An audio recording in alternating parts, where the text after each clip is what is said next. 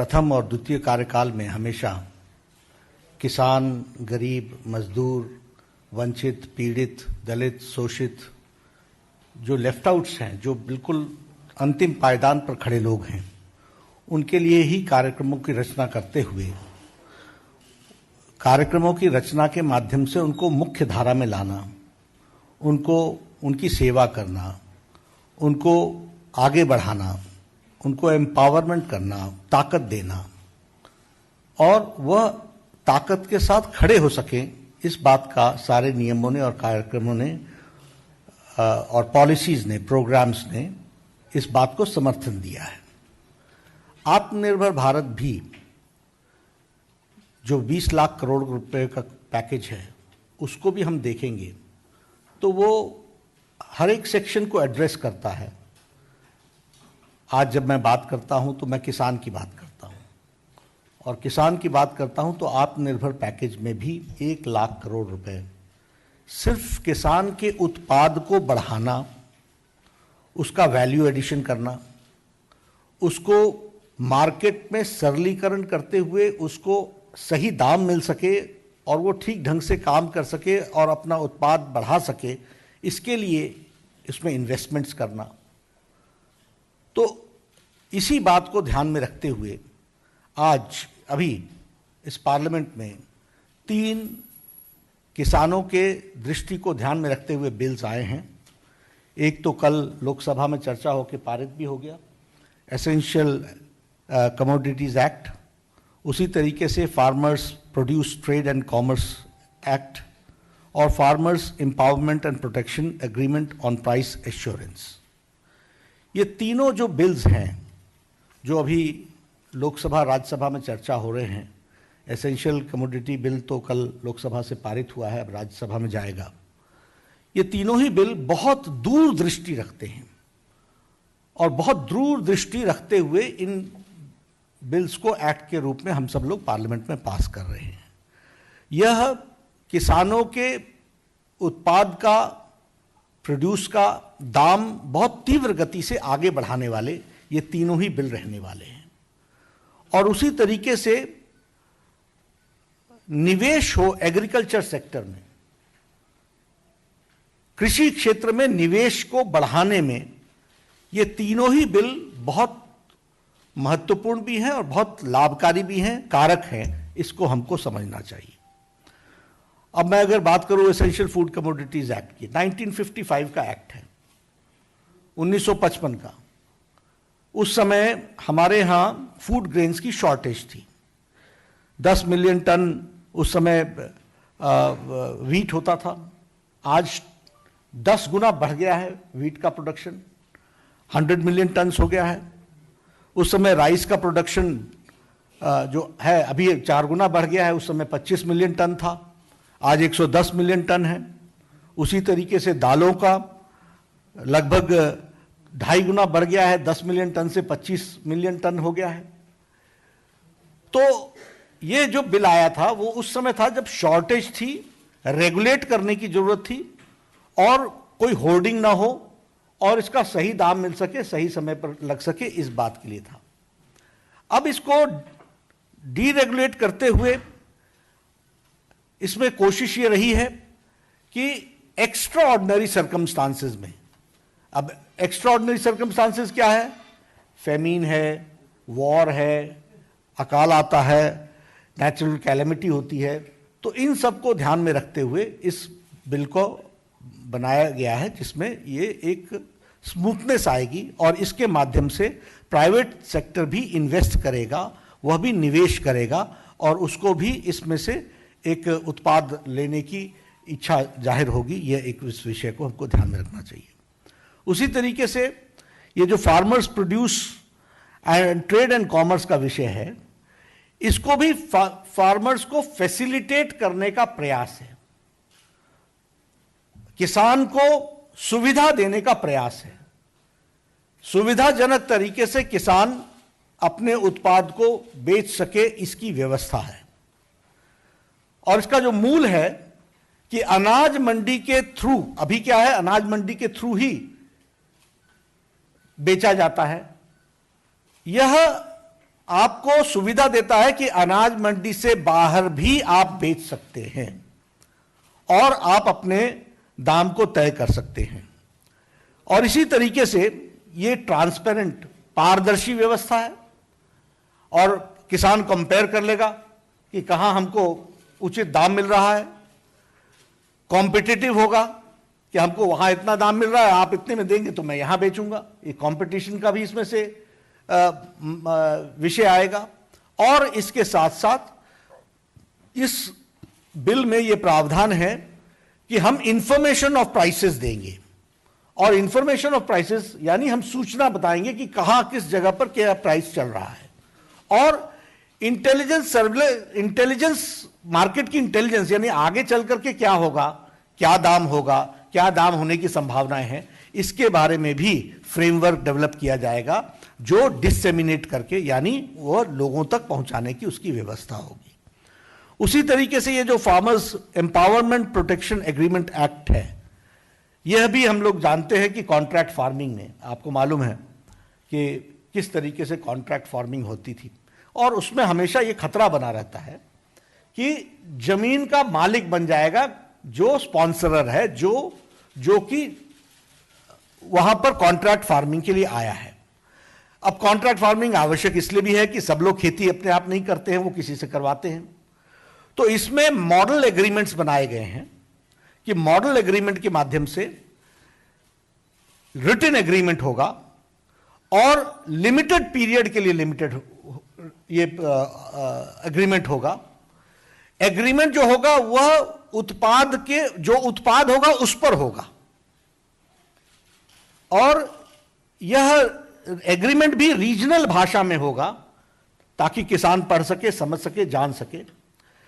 कोई भी मॉडिफिकेशन उस जमीन पर अगर इन्वेस्ट करने वाला करता है तो भी उसका मलकियत, उसका अधिकार किसान का होगा। और इसके साथ साथ ये सेम डे उसको पेमेंट हो जाएगी जिस दिन क्वालिटी अपना एक्सेप्टेंस होती है। जो उत्पाद की क्वालिटी, जिस क्वालिटी में वो उसके सामने जाता है उस पर उसकी पेमेंट हो जाएगी, ये हमको ध्यान में रखना चाहिए। और इसके साथ साथ एश्योर्ड प्राइस, बोनस और वेरिएबल्स, ये तीनों कॉन्ट्रैक्ट के हिस्से होंगे। तो ये किसान को इस बात का डर नहीं होगा कि बाढ़ आ गई तो मेरे खेत का क्या होगा, मेरे किसान का क्या होगा, मौसम खराब हो गया तो मेरा क्या होगा। तो ये तीनों ही बिल्स जो हैं वह किसान के पक्ष में और किसान को की सेवा करने वाला, और किसान के मार्केट में और दाम मिलने में जितने भी रुकावटें थी, बॉटलनेक्स थे, उन सारों को दूर करने का प्रयास किया गया है। और मैं इसके साथ साथ ये बताना चाहता हूं, आज कांग्रेस पार्टी इन बिलों का विरोध कर रही है। इसका दोहरा चेहरा है। यह हमेशा हर चीज में इनका काम राजनीति करना है। कांग्रेस को सिवाय राजनीति के और कुछ नहीं आता।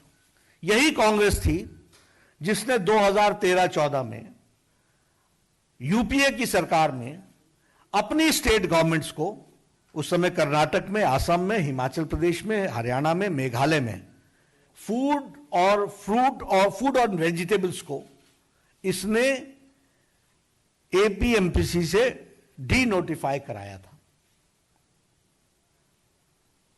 एग्रीकल्चर प्रोड्यूस मार्केटिंग कमेटी से बाहर इन्होंने डी नोटिफाई कराया था।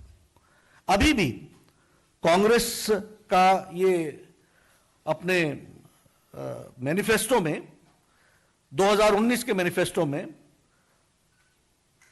वो बड़े स्पष्ट शब्दों में पैराग्राफ 11 में लिखते हैं कि Congress will repeal agricultural produce market committees act and make trade agriculture produce including exports and intra state free from all restrictions.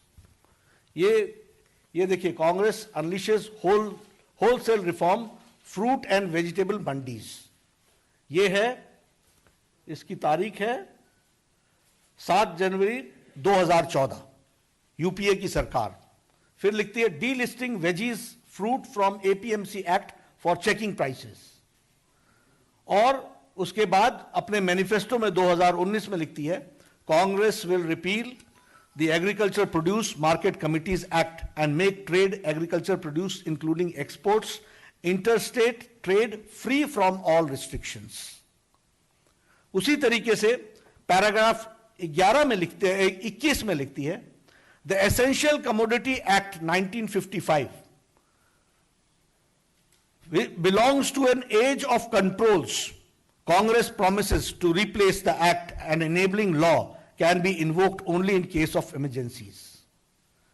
ये जो इन्होंने लिखा है उसको मोदी जी ने पूरे का पूरा इंप्लीमेंट किया है और प्रधानमंत्री मोदी जी ने ये कहते हैं, आज देखिए इनका चेहरा, लोकसभा और राज्यसभा में ये अपोज कर रहे हैं और किसानों को लुभाने के लिए अपने मैनिफेस्टो में उसको डालते हैं और आज दुनिया को गुमराह करते हैं, झूठ बोलते हैं। यह कांग्रेस की पॉलिटिक्स है, यह हमको समझना चाहिए।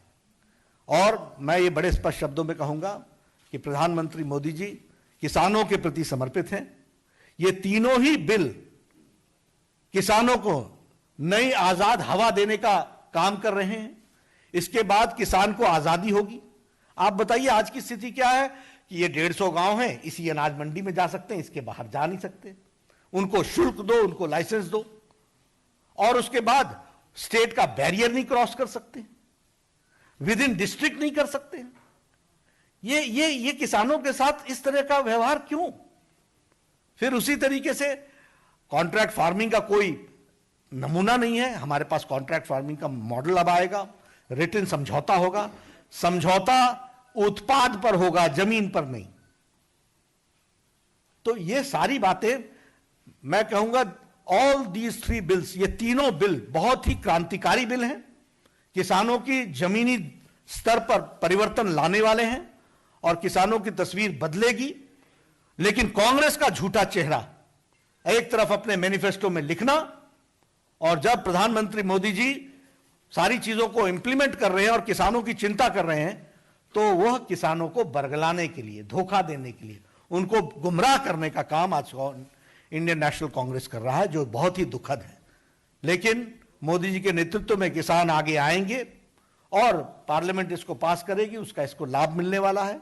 इस लाभ को किसानों के लिए हम समर्पित भी करते हैं और मैं यही आपको बताने आया हूं आपके माध्यम से, देश के किसानों को जो प्रगतिशील एक्ट के माध्यम से जो परिवर्तन लाने का काम प्रधानमंत्री मोदी जी ने किया है, वह आपकी तस्वीर बदलेगा, तकदीर बदलेगा और देश के किसानों के हालात में मूलभूत परिवर्तन होगा और उसका उत्पाद का उसको उचित ही नहीं अच्छा दाम भी मिलेगा। इस बात को हमको समझना चाहिए।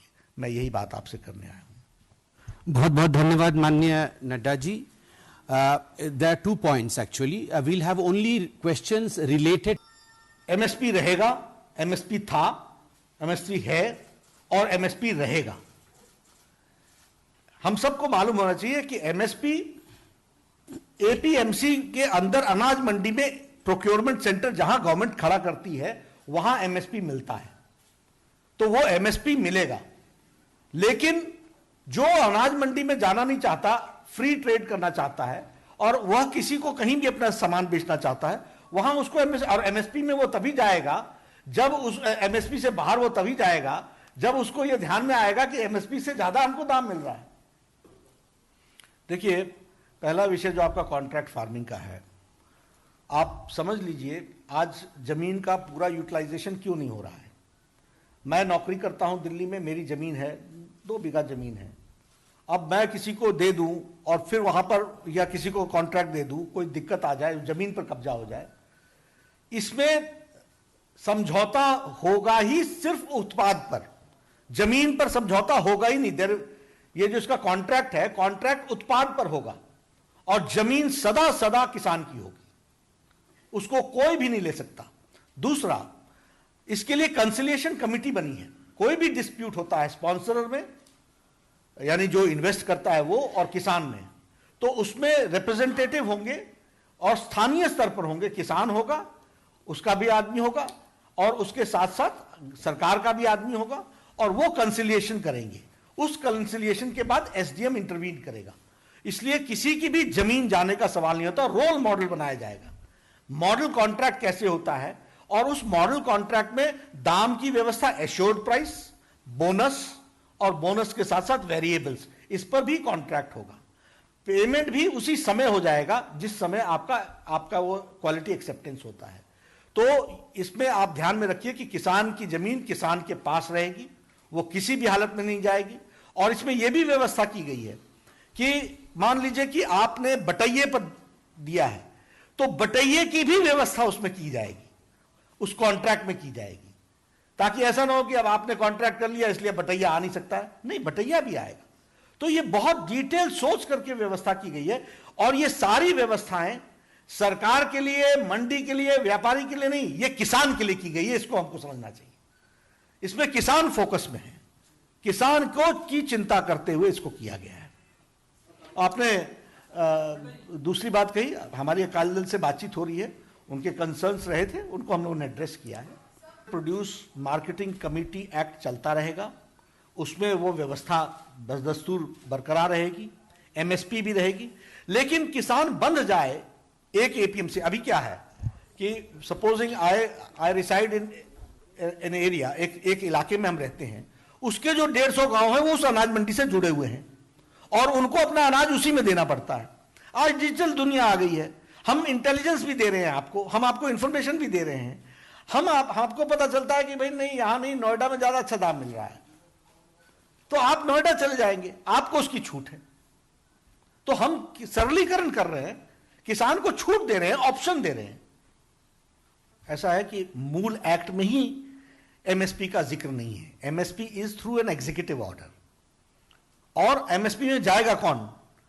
जब हमको दाम बढ़ा मिल रहा है तो हम एमएसपी में क्यों जाएंगे, और अगर हमको दाम कम मिल रहा है तो हम एमएसपी से क्यों बाहर जाएंगे? तो हम तो आपको ऑप्शन दे रहे हैं ना, आप समझे मेरी बात। एक तो ध्यान में रखिए कि एमएसपी लिमिटेड पीरियड के लिए होता है, उस लिमिटेड पीरियड में जितनी भी होती है वो आप लेंगे, उसके बाद आप उस अनाज मंडी से बंधे रहें, इसकी क्या आवश्यकता है?